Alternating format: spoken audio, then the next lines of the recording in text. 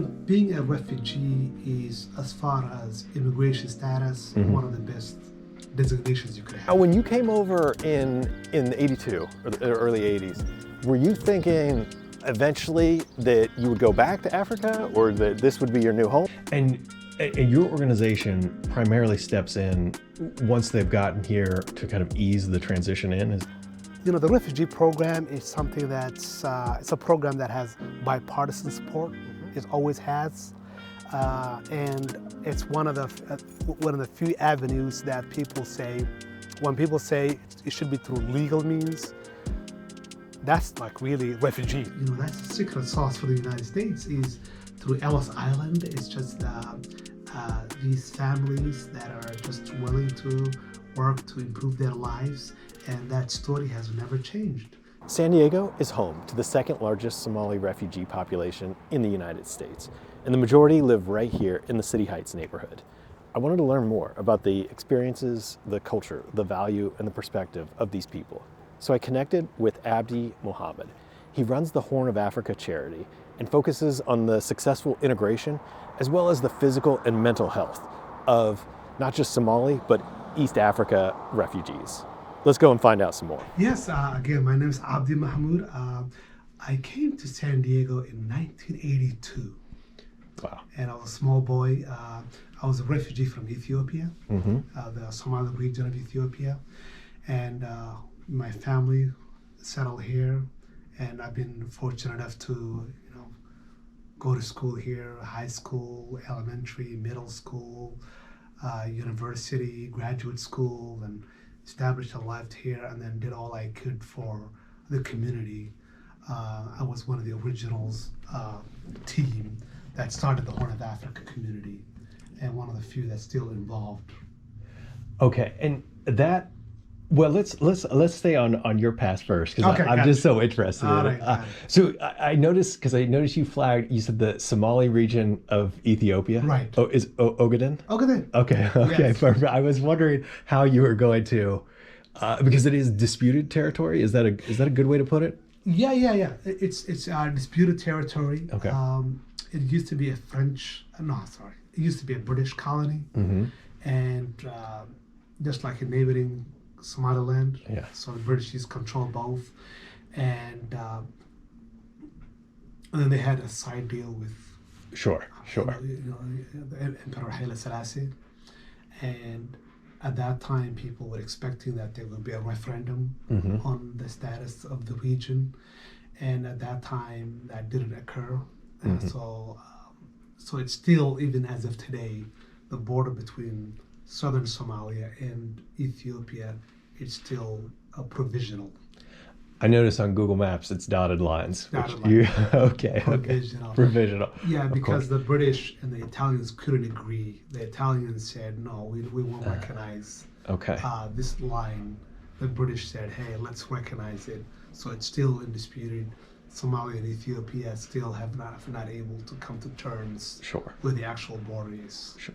And so when you were a young boy, when you left, it was part of a mass exodus period, or? Yes. So there was a major war between Somalia and Ethiopia in 1977, and that dragged on for about at least maybe a couple of years. The Somali army, the local guerrilla movements, and that created tons of refugees, and my family was part of that. So we fled our region, and just kind of going to nearby regions. I've been to parts of Somalia and then Djibouti, where in 1982 we were resettled into San Diego. Oh wow! Okay, so I was wondering that you came from Djibouti right over to the U.S. Yes, we were processed in Djibouti, and at that time, the United States was settling Eritrean refugees and refugees from the Ogaden. So they were both Ethiopian refugees, obviously. So we were part of that. So the Eritrean community in San Diego, and then our community we came here at the same time. Sure, sure. And then you mentioned it off camera a little bit already, but it seems like the two major areas are Minnesota and San Diego. Yes, for Somali, ethnic Somalis. Yeah. Yes, Minnesota is the largest as far as population is concerned. And then you have several pockets really where there's a substantial ethnic Somalis. I think Columbus, Ohio it's a big hub. San Diego is a big hub. Seattle is a big hub. Okay. Atlanta, Georgia. Okay. Now, and then you have some smaller communities like Boston and let's say Arizona, and so, but yeah, and of course Colorado as well. Interesting. Okay, so there's pockets all over Yes, a little yes, bit. yes. Interesting. Yes. Do you have a rough idea of how many? Would it still be considered refugees today, or has the status changed? It's changed because refugees is really like only the first probably 4 or 5 years. Okay. After that, you change your status. You get a green card, you become resident, permanent residency, and then after about 5 years, you can apply for United States citizenship. Oh, okay, So, okay. So the overwhelming majority of East Africans or ethnic Somalis Africans, okay. are actually U.S. citizens. Right. now. Yes. Right. Yes. I was curious. I know we're jumping around all over the place, but that as you were saying, kind of the first wave refugee status. But it does sound like there's a path to citizenship. That being a refugee doesn't preclude you, I guess. From Yes. Yeah. Okay. Being a refugee is, as far as immigration status, one of the best designations you could have. Oh, really? Yes, because it means that the United States government has interviewed this family abroad. Oh, okay. So- In your case, Yes. in Djibouti. In Djibouti, yes. Ah. So what that means is the United States, the families have refugee status through the United Nations, UNHCR, and and countries that accept refugees. What they do is they interview those families that have that status from the UN, Okay. and they go through background checks. They do extensive interviews on what happened, and it's usually families that are unable to go back. There's very little likelihood that they'll be able to go back to their homeland without their life being in danger. Okay. So they're interviewed abroad, and when they pass the interview, they pass medical tests, then they are repatriated to the United States. So the minute they get on the airplane, they have legal status. Oh, interesting. So okay. there's no legal issues with refugees at all, Oh, interesting. because it's the United States Congress has authorized, every year they authorize a certain number of refugees to be resided to the United States. And it's roughly 80,000 a year. Is that? It changes, but roughly It yes. changes, Yes. right. So as far as legal immigration that come to the United States, it's about maybe 8%, maybe sometimes like 10%. Of the total. Overall, yes. I see. It's Okay. overall legal immigration. Of course. Yes. Of course. I So see. these are people that they have no legal issues at all. And does that extend to like work rights? You're free to get a job on that, not just residential rights. Yes, all yes. across the So when you come, so when a refugee comes here, there's some aid that's provided in the first, I think 3 months now. Okay. Sometimes 6 months, depends on where you are. But then after that, you've got to be in an activity that's kind of like either a job training, or you enroll into an ESL class. It used to be you have a little bit more time, but now it's kind of condensed. And then after that, people. The reason why people, for example, go to Minnesota is they could get jobs that don't really require them to have a lot of English in the beginning. And many of these families, they're used to be able to rely on themselves, so they're not used to government handouts. Oh, okay. Yeah. Sure. Yeah, so they want to be able to make a living. So some of them they work through packaging companies and meet meat packing companies, and companies such as Amazon. There's some of them that have been working at Walmart or Target. So they're able to make a living, and then obviously they have, once someone comes here, they have many families members back home, and then they do what they can, whatever, how much money they have barely left, they could send them like $50 or $100 to support their extended families. Okay, and your organization primarily steps in once they've gotten here to kind of ease the transition in. Is that roughly? Yes. Okay. So once the families are resettled here, we don't resettle refugees. There are agencies that are called VOLAGs that do that. But once they're here, then we try to get them to be much more self-sufficient, and getting them into referrals to mainstream services, and seeing what other challenges they have. Is it a housing issue? Is it a job training issue? And so that's where we come in. And it's just not us, but we have several organizations that play sort of a complementary role. So many organizations that we work with, they do things that we don't do. So instead of us trying to do everything, we work with organizations that help refugees with certain issues that they may have more experience than we do. So it's just working with many other entities to assist them. Do you find is it a hard transition from like their past life to coming to the U.S., or how does that go? Yeah, it's hard because United States is unlike many other. I mean, it's just so unique. It's just so different that for example, a refugee can probably go to like another country that's in the developing world and have easy time to adjust because it's similar to where they come from. But you come here and it's like everything is just at a speed. Culturally, linguistically, everything is different. But refugees, they have a lot of they persevered. They've been through a lot. They've got tons of tenacity and fire inside them to succeed. Sure. And the United States offered them that opportunity. And that's that's the secret sauce for the United States is through Ellis Island. It's just these families that are just willing to work to improve their lives, and that story has never changed. Obviously it changed where you come from, but that same story that started with folks from other parts of Europe, Italy and Greece, and that has just not ended. Sure. So the people change, the faces change.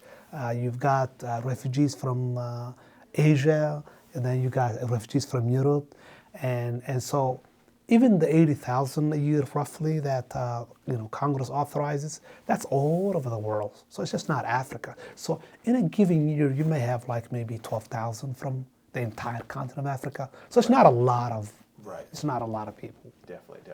Yeah. And your organization has existed for? Yes, since 1995. 95. Okay. Yes. Awesome. And that's when the first influx of refugees start coming from, primarily from Somalia at that time. Oh, okay. Yes. It is where the refugees have been coming, specifically from the Horn of Africa, has shifted over the years?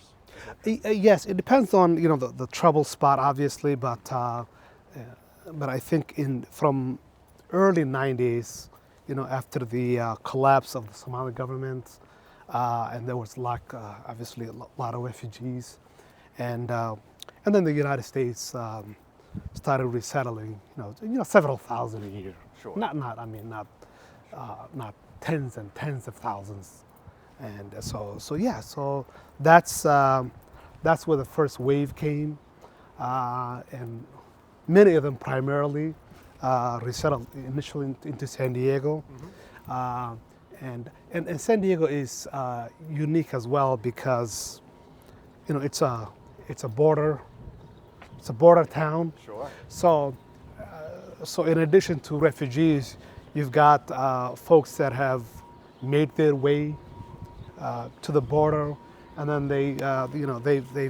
present themselves at the border, and then request a political asylum, Right. and then they get interviewed on the spot, and some of them have a good case where the judge decides that there's evidence that this person deserves political asylum, and other times it's sometimes some people lose their case and they get deported back. Sure, sure. At the heart, kind of a multicultural city.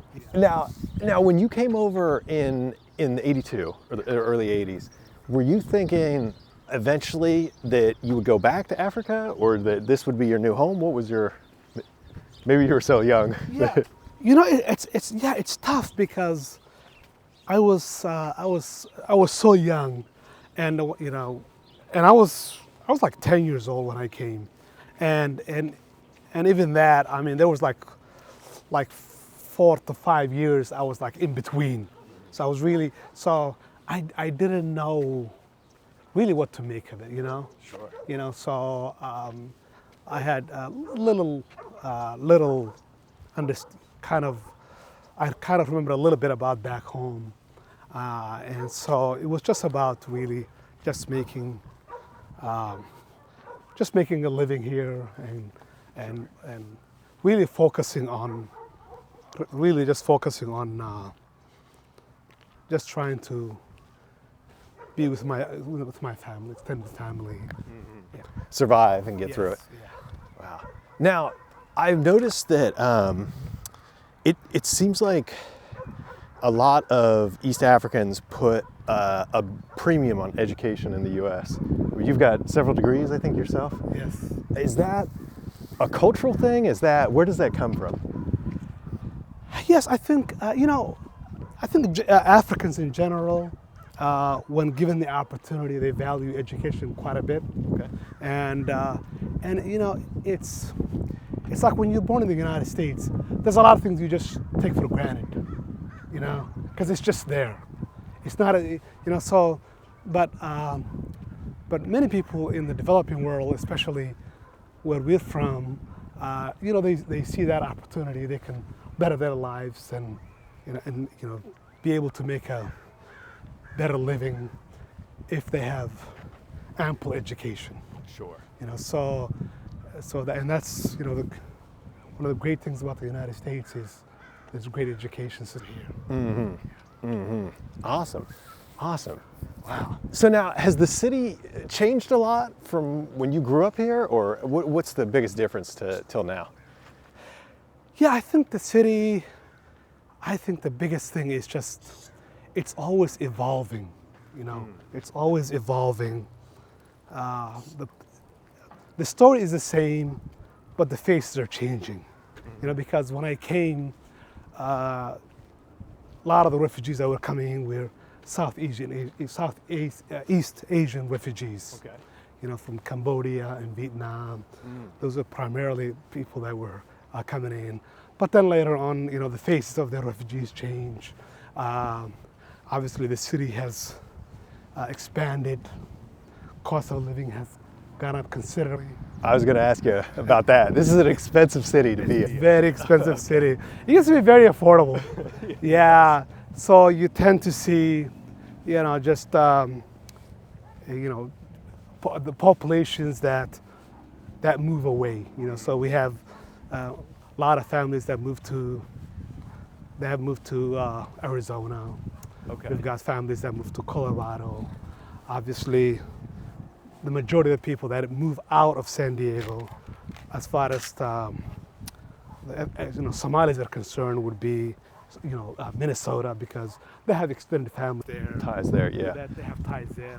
I would assume it's a little bit more affordable, but still, affordable. Yeah, still pricey. Yeah, I don't know. Yeah. But I think in the past 4 or 5 years now, it's gone up considerably up. But if you can find an affordable place to live, you let me know anywhere. right? Of course. Right.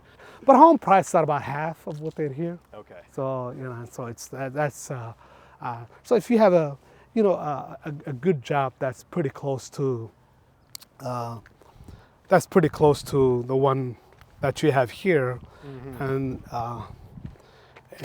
as far as cost of living is lower. Sure. I mean, that adds to the quality of life that you're going to have. And it seems like when we were talking too, a lot of people have family in both San Diego and Minnesota. Yes, yes. That's common. Okay. Absolutely, yes. Gotcha. So you're not having to restart where you didn't know anybody. Yes, yes. So let's say there's a young guy, he's mid-20s, and finishes college here, and kind of like says, this is pretty expensive. It wouldn't be difficult for him to locate to Minnesota and have people that he can, stay with till he gets, his tuition. Yeah, that's interesting. I was wondering that, like how many, well, not how many, but in general, it seems like just because this would be such a difficult place to start from a finance perspective, but it's possible to move around. Yes, yes, yes. Okay. Do you know, well, when I was reading some news articles, but they all seem like they're more from the early 2000s, 2010s.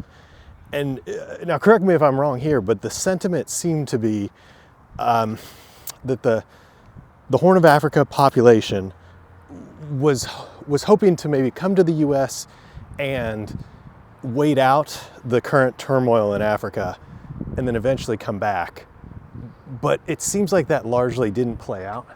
Yeah, this is something that all refugees share. Oh. Is that I'm going to go to the United States temporarily. Okay. And when things get better, I can go back and establish my life back home. It's actually something that's all refugees share. Okay. But then they find out that things don't get better as they expected, and they started making a life for themselves here. Of course. And a good example would be the in 1999, when there was a war in Kosovo, when there was that NATO bombings in Kosovo. So we had the United States resettled probably like, I don't know, maybe over 10,000 refugees from Kosovo. And because that situation was there was a quick turnaround as far as, the change of the situation, almost all of them went back.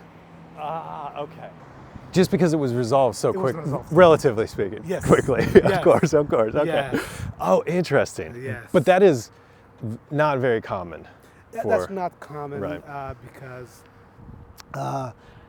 many other countries around the world, the problems are large, and then the question becomes, is there a political will by major powers? Do they think it's worth their time Sure. to kind of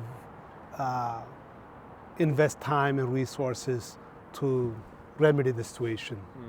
And more than other places, Africa usually, they don't get a lot of attention. Sure. Yeah, we know what happened in Rwanda, and so it gets worse, from Rwanda to the Congo to the many other places. Yeah. Sure. So those problems are still there, and even today in Ethiopia, there's tremendous amount of refugees. The conflict there, it's just getting out of hand every day, and there don't seem to be concerted sort of international effort to kind of push for ceasefires or settlements, or even have funds for people that are suffering. Sure. Yeah. Sure. I see. So that and especially too, as you stay here longer, it becomes your home. Yes.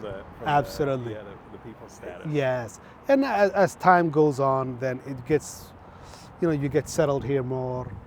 Obviously, time flies very fast. So pretty much, you've got a child that's going to elementary school, and now all of a sudden, a few years later, you just see him in his high school, and then he's looking for college, and then it's kind of like the more time that's you remove from your homeland, the more challenging it becomes, because you sort of You put down roots. You put down roots here. It's kind of, it just now then the mode just turns to, let's say, okay, what can I do to contribute back home? What can I do to make things better back home? I see. So a lot of diasporas in many parts of Africa, they try to go back home and kind of see what they can do on the humanitarian side. Sure. So some have been successful in maybe adding to the educational system. Some have been able to, let's say, they have ample education. Some are great as far as some are doctors, some are nurses, and they're able to go back and put together some sort of projects that are health related to kind of make things better. So many diasporas are contributing positively to back home. Interesting. So I guess I'm curious to know, how do you feel, I guess I would refer to it as the second generation, but maybe the next generation from you. Yes. I don't know if you have children or not. Yes, I do. Okay. Yes. Do you see their perspective, because they experience very different life events than you did. Right. How has that shifted maybe their perspectives? It's kids that are born to immigrants. They are just really a native here. Right. Yes, and most of the families that you see, the kids only speak English. Okay. So they understand the native language, but they don't get to practice enough because obviously the TV is everything. Everything is in English. The TV, when they go to school, their friends. So that's something that all immigrant and refugee families struggle with. It's just, and then it's just a matter of putting in an effort, try to get them to learn the language at least. Once in a while, try to take them back home, and to kind of like maybe meet extended families, and so they have a little better idea. But that's usually how it is. But as far as like second generation, they're really 90%. Californians or Minnesotans, 90% there. It's kind of they only hear stories about what you've been through, but it's nothing that they've experienced themselves. Yeah. So like, when they have the opportunity to go back, then it's got to be foreign to them. Yes. Right. Very much a new experience. It's very much a new experience. They don't know what to expect. It's something they've never experienced before. So it's just really just getting a kid from a local high school and saying, "Let me take you to Africa." Sure. Yeah. Sure. Yeah. Wow. Okay. Now, with your organization, when someone comes over, a refugee status, it's my understanding that you get a little bit, and it varies over time from the government, but it's kind of a one-time cash payout. Maybe I'm not saying that the right way. Yes. Over time it changed, obviously with politics. But it used to be where if you're a refugee, and obviously the cost of living was much different than it is today. So, $300 when I came, $300 a month used to go a long way. Sure. Sure. So a family of three, $300, that's $900. Rent might be only $250. So they could kind of at least make ends meet. For a few months. For a few months. But then it used to be where I think when I came, it used to be 3 years that you were given. Oh wow! 3 years, and then through that 3 years, you could go to school, learn English, learn some, go to some sort of a job training program where you could come out and kind of, and that was actually very good because you're giving the time, you're giving the person some time, you're investing in the individual. because with 3 years of support, uh, I mean, you're looking at a taxpayer who's going, for the next 30 years. Sure. So, but now it's only like I believe now it's only like 3 months. So there's not much. So now refugees, and even the money that they give, it's just you can't even rent an apartment with that. So many refugees, they just try to, as soon as they get here, they just try to get some sort of a manual labor job, some sort of assembly, where some are some know some English, but others do not. Okay. And so it's just a struggle now. Wow.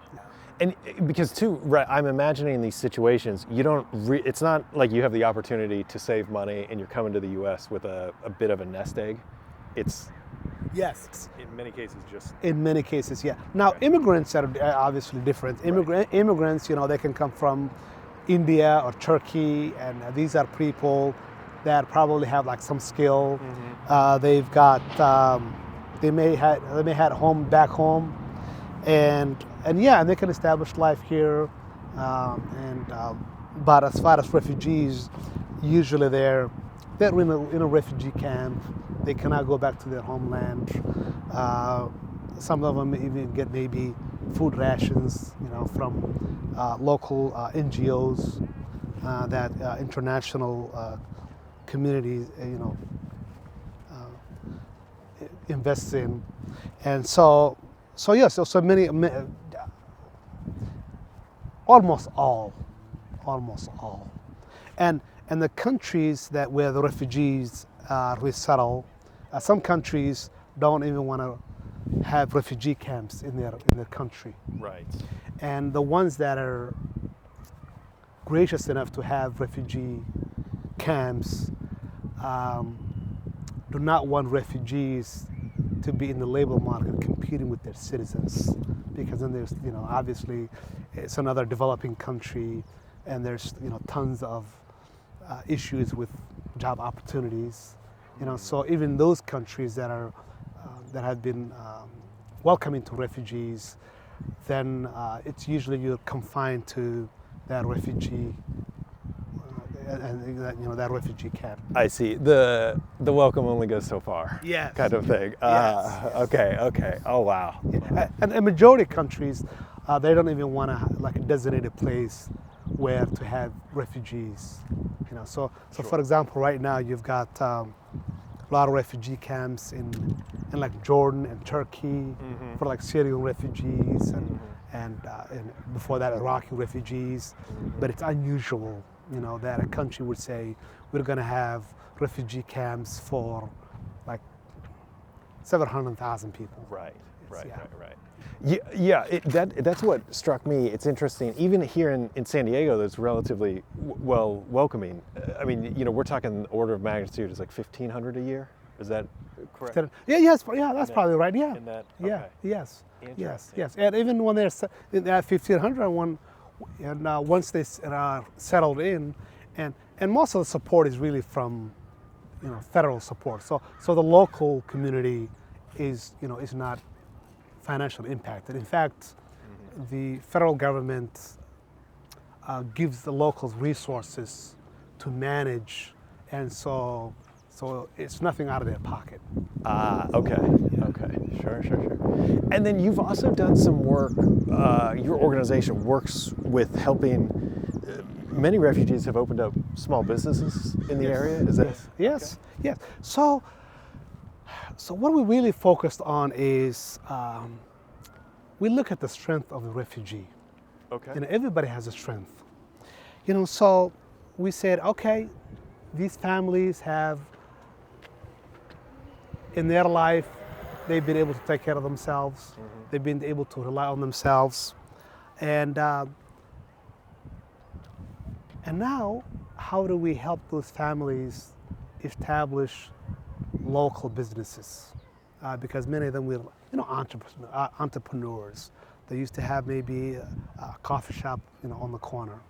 Maybe it's a woman that's selling scarves or perfumes, but they have that experience, and how do we help them really just sort of cut through a lot of the red tape, with a lot of bureaucracy here, getting the proper licenses, getting the proper trainings, and that's where we help refugees start businesses, whether it's women having a daycare license where they could take care of their neighbors or friends' children, and where they can get reimbursed for that time, and they can make a living. So they're doing things that they're able to do, that they can do, but then that's going to help them really make them much more self-sufficient. What inspired you to go down this route to help out the refugees? Well, what really inspires you is because it's the road that I traveled. So you travel that road, a lot of bumps in the road, and when you kind of make it, then it comes to your mind, okay, how can I help others that are in similar situation improve their lives? And so in much of the nonprofit, obviously there's not a lot of money in nonprofits, but it's just a way to at least give back, and just the fact that you're making a difference in people's lives, that's really what drives people like me and a lot of my other colleagues that work in many other nonprofits. My understanding is recently Ethiopia, that Somaliland made a deal with Ethiopia to be recognized. Right. So and then that enraged Somalia and Egypt. We're not very happy. Right. But right. I didn't know if you wanted to comment on that or. Well, I can just I think I can just give an overview. Oh yeah. Yeah. So Somalia used to be Somalia. The current Somalia was really the coming together of two entities that were predominantly, or actually all of them, Somali, in the 1960s. So the United Nations then recognized one country called Somalia, and that has been the case. So after the '91 war, the northern part mainly said that we wanted to be separate. Okay. And as far as like international law, that kind of there was a problem there because the country you're seceding from is not on board. Oh, I see. Somalia is not on board with Somaliland existing. Separating. Right. Okay. Because there's like a legal process. Sure. And so that's where the hiccup was. And so I think Somaliland now have been autonomous for about over 3 decades now, doing quite well. But critically, or maybe this is weird to me, they're unrecognized by almost everyone. By everyone. Everyone. Everyone. Okay. Yes. Because the challenge is, in Africa, there are so many states where the government doesn't control all of the country. I see. So if everyone is able to unilaterally declare independence, then where do you stop? If one is able to go, then yes. everybody says. Everyone, yeah. So the African Union is, unless there is a process, for example, with Eritrea. Eritrea was part of Ethiopia, and they wanted to break away from Ethiopia, but the government, the international recognized government in Ethiopia at that time, allowed there to be a referendum in Eritrea, where they could decide if they want to be part of Ethiopia or if they want to succeed. Okay. So it was the government of Ethiopia sanctioning, and then the United Nations coming in to do a referendum. I see. And once that's the case, then no one in the entire world is going to have issue. And a similar thing happened in South Sudan, where the government of Sudan accepted that there should be a referendum in southern Sudan, where they could decide if they want to stay with Sudan or break away and form a new country called South Sudan. Oh, interesting. Now, why in this particular case then Somalia has not accepted Somaliland. Is that a fair Yes. character? Yeah. I think the main issue that hasn't been there is Somalia during all this time itself was struggling in establishing like a legitimate government. So there was really the entity that would make that decision itself was really struggling to establish legitimacy. And then the other issue also is that the government of Mogadishu feels that what's called modern day Somaliland, they're all not on board in seceding from. So it's a very sort of a complex thing, and so that's why there are talks between Somaliland and Somalia on a way to move forward, and only through that channel has the international community and more critically important is the African Union. Oh, okay. Because That's really the key. that's really the key, because non-Africans don't want to inject themselves into an African situation, and so that's where and many African countries, even neighboring Somalia, they themselves are struggling with such issues where there are entities that want to break away. I see. Yeah, so they don't want there to be precedents There's a default to just keep things. as they are, or there has to be like a very legitimate process where everyone is on board. Okay. Yeah, and then there's a larger issues such as the issue with Taiwan. Sure. Yeah, so China has vehemently always is going to oppose anyone or any entity that is self-declared, because it will give Taiwan a momentum. Right. It will give them a legitimate case. Okay. So if an issue such as Somaliland would have come, China would certainly veto it. Sure. And At the UN. at the UN. I gotcha. And then there wouldn't be a UN seat at all. I see. Yeah, so it's a very complex case. With a lot of different size players Yes. that have an opinion. Yeah, And- yes. Because and maybe I haven't been able to read the broad spectrum of things, but it is interesting. I think from the articles that I've read, it seems like Somaliland and maybe is generally characterized as a breakaway, but you're kind of framing it a little more as these two areas were never united under one flag or united in an identity. Yeah, they were actually. So They were. yes. So in 1960, mentally, they maybe. became Yeah. one entity, and then the United on their own. They chose to be together on their own. Oh, they did. They Both the would it be considered north and south or north? Yeah, they're north and south. North and south. Yeah. Okay. And ironically, it was the north that went to the south and said, "Let's let's get together." Okay. You know, and so they've been. Then the United Nations recognized that as a country called Somalia. Gotcha. Now, then the question is, okay, what legal process is in place that's legitimate, where they could either stay together the way they are, or they could separate legally. Okay. Yeah, and so the African Union wants to make sure that there is a legally agreed upon framework for even if there was to be a separation, that there is that process out there. Okay, I see. They're just very much thorough in ensuring everything. Yes, because then that would not trigger similar issues in many other countries.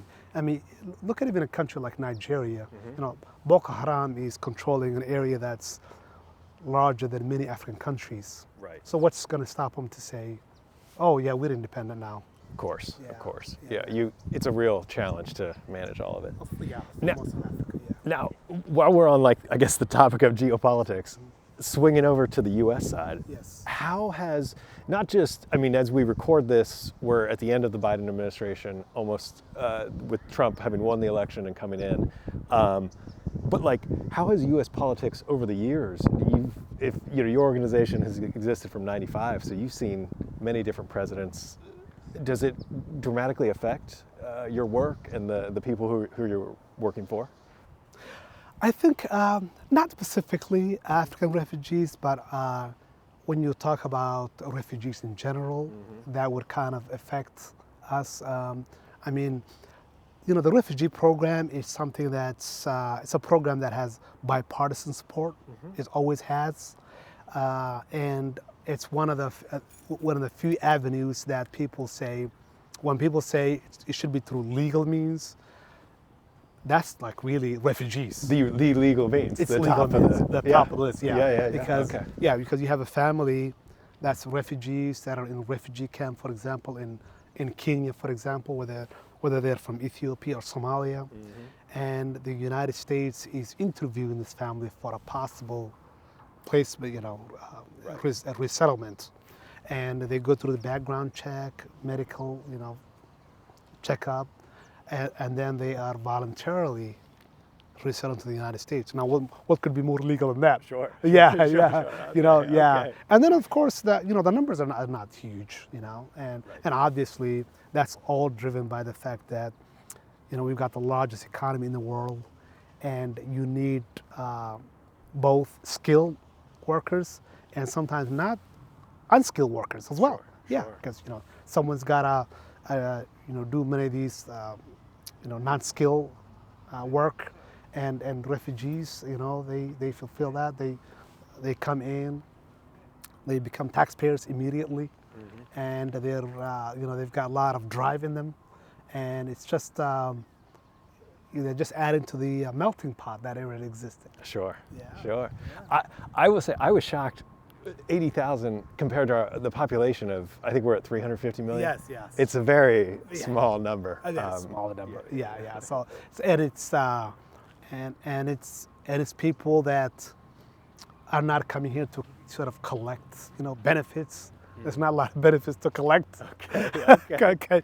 But it's people that they're given a chance and then they work. Yeah, they're working. They're cutting grass. They're driving transportation. They're driving buses. They're working at schools. So they're working at restaurants. You know, the service industry, and so all of those industries are benefiting. Yeah, and then of course from the state government to federal government, they're paying. You know, they're adding to the tax base. Yeah. Amazing. Yes. Amazing. Yeah. I wanted to thank Abdi for taking the time to speak with me and provide context for his background as well as the people who he helps. He provides such an amazing perspective on the geopolitical situation and the human situation. I really appreciate it. See everyone next time.